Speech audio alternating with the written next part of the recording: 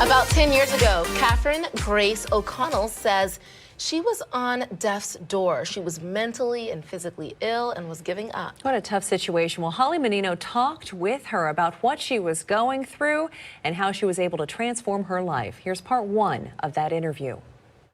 In this month's Ageless in Seattle segment, we're focused on transformation, and that can be a physical or a mental transformation. Joining me now is Catherine Grace O'Connell, the creator of the Ageless in Seattle movement. Catherine, let's talk about your transformation. Something very profound happened to you 10 years ago. Tell us what happened. Thank you, Holly. I had a near-death experience. So I was diagnosed with late-stage Lyme disease.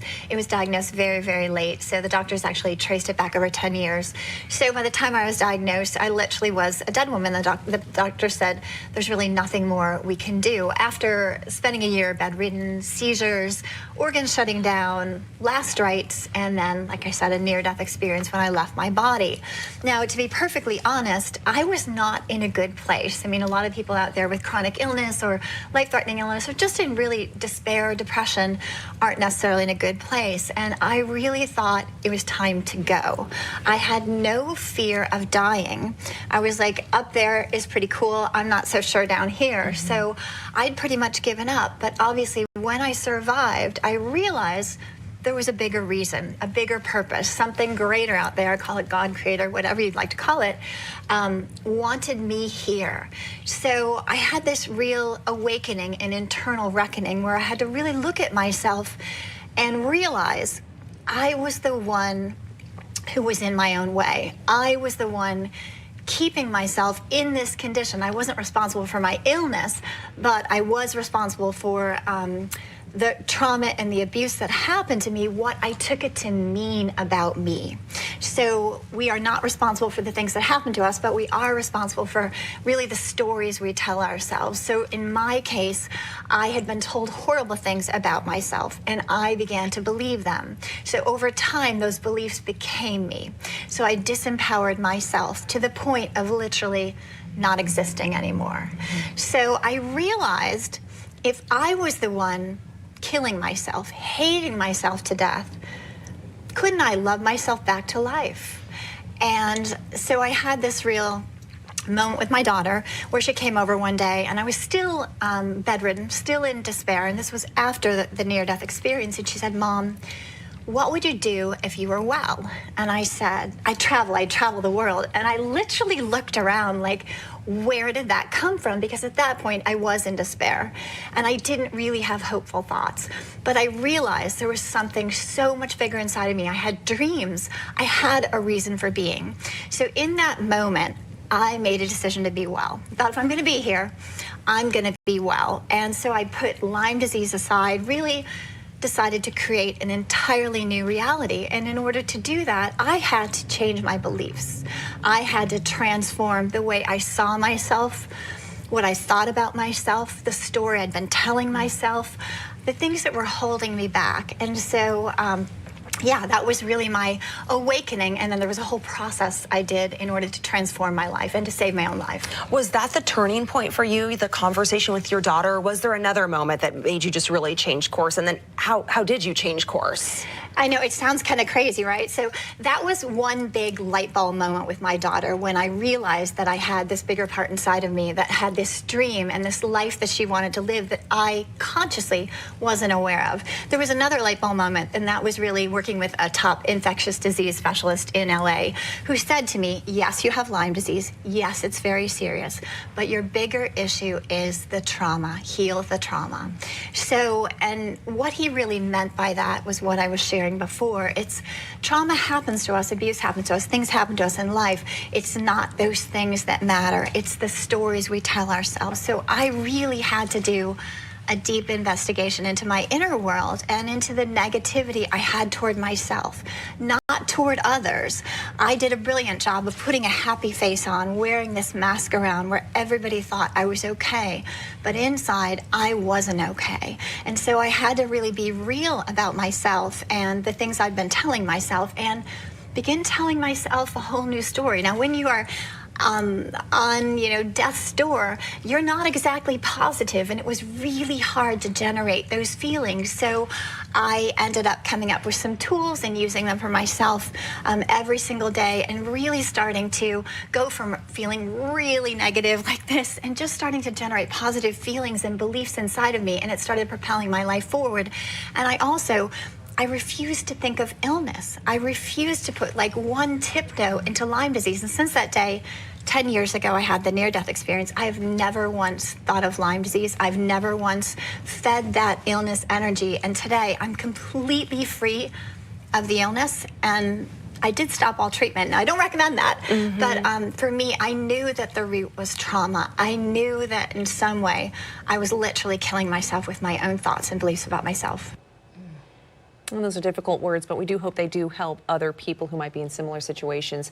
And we will have part 2 of Holly's interview ahead in our 9 o'clock hour. Yeah, she's certainly vulnerable for sharing her story with Holly and with our viewers here, because you never know. There are probably other women going through similar situations in life, you know, obstacles that they have to face and encounter, but she's living proof you can get through those things. And it is a good reminder to check in with your loved ones, your friends, your neighbors, your communities. We're going into the holiday season surrounded by so much cheer, but it can also be a really tough time for a lot of other people too. You're right about that. Watch out for everybody. Tell me about the 3 tools that you used and you would like to share with others too when it comes to this. Sure. So these tools are free. They're available to anyone. So I started with something called mirror work. Louise Hay developed mirror work, and she is the founder of Hay House. She's long gone now, but she's considered the mother of self-help, and she herself developed this by her own healing cancer in her own life. So we all have a mirror in front of us, and we all brush our teeth, at least I hope so, in the morning. We hope so. We hope so. So what I would do is tie this ritual to getting up in the morning and brushing my teeth.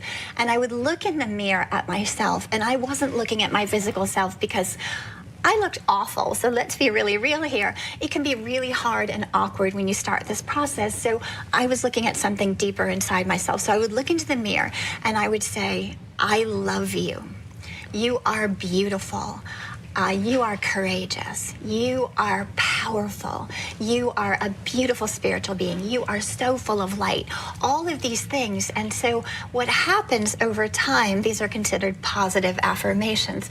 Over time, they start seeping into your subconscious. Now, to be really real, if you're in a negative, dark space, it can be a little tricky because you do have these other beliefs inside of you that are going, no, I'm not, right? But over time, if you are intending that to go to the deeper part of yourself, so I was connecting with, call it your soul, this deeper part of me, not my physical self, but something far greater than me. And over time, those beliefs now started counteracting and changing and transforming the old beliefs inside of me. So another tool that I used was meditations and mantras. And I know I've shared this before, but meditation is so important, especially right now. So many people are in dark places or suffering or in fear or anxiety. We just finished an election, right?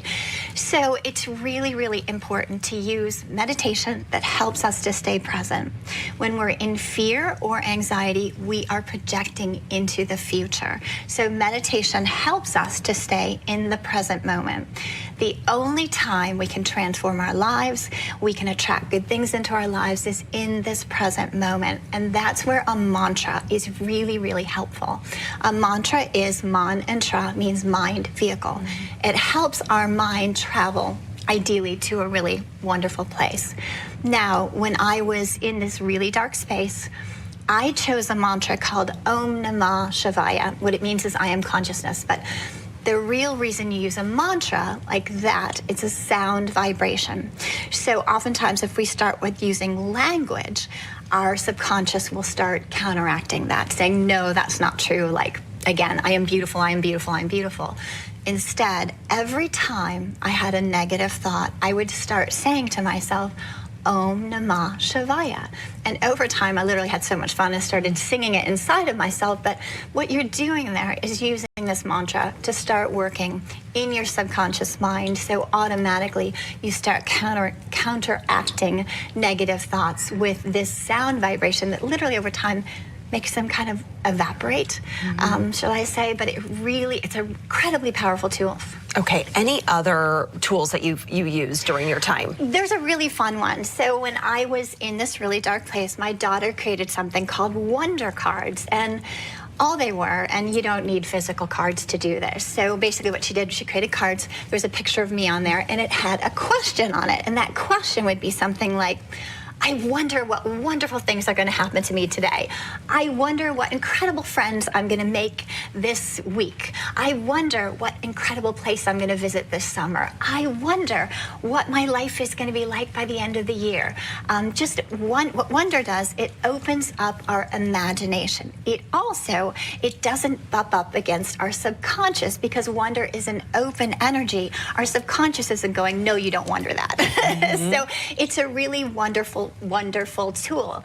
And you can also go on wonder walks. You can go outside just enjoying nature and sit there and wonder all of these wonderful things that can happen in your life, because it will open up your energy, it'll open up your imagination, it'll start generating positive feelings inside of you. And why positivity is so important. Think of it like a magnet. Positivity attracts people to us, things to us, places to us, all kinds of wonderful things, whereas negativity repels things. And I recommend try one. Just try one tool, experiment with it, see how it makes you feel, and see, is your life starting to change? Are good things starting to come into your life? For me, it transformed everything for me. What is one piece of advice you would like to give to somebody that might be struggling right now? Don't give up. Don't give up. There is always hope, and there's always light. And I know that might sound trite when you're going through that dark night of the soul, but trust me, if I can do it, anyone can. So gratitude, gratitude, gratitude. There is always something to be grateful for. So if we can literally, when we're feeling really dark, maybe it's that puppy by your side. Maybe it is a friend who happens to call or text you. Maybe it's just looking out your window at the beauty of nature.